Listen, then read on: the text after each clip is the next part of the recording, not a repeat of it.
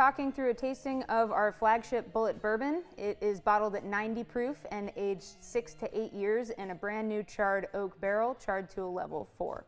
So to start off with, you want to pick up your glass, hold it up to the light, take a look at that nice color we get from the aging process, kind of a amber copper color. And then right away, put it under your nose. You want to kind of hover it under there, part your lips and take a deep breath through your mouth.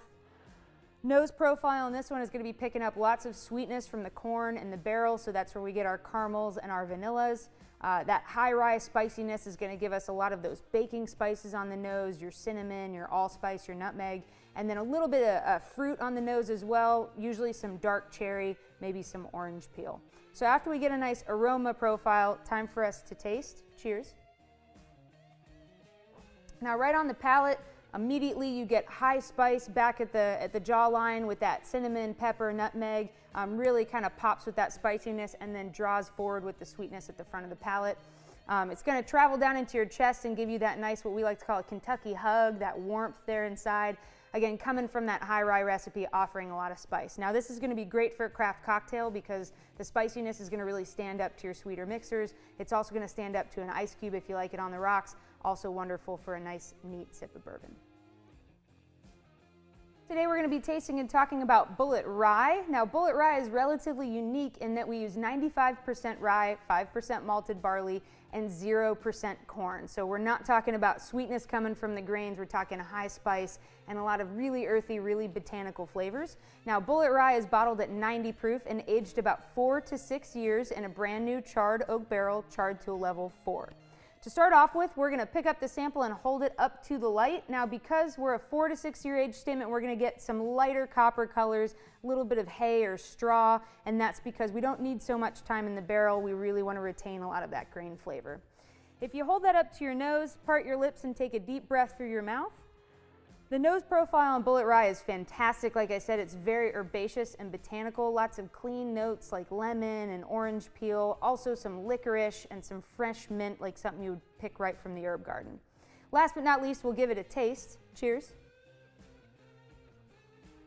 Great thing about Bulleit Rye is because it doesn't have any corn, you're getting a lot more of those earthy flavors right along the sides of your tongue. That licorice really travels down in the finish. It's crisp, it has kind of a cooling menthol effect on the mouthfeel.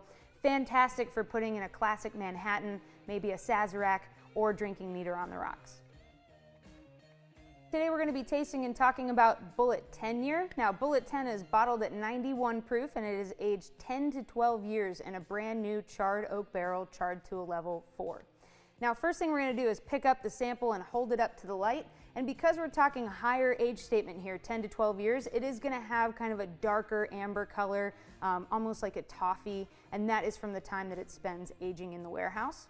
Next, we're going to get a nice nose profile on it. So you want to hold that glass right beneath your nose, take a deep breath through your mouth.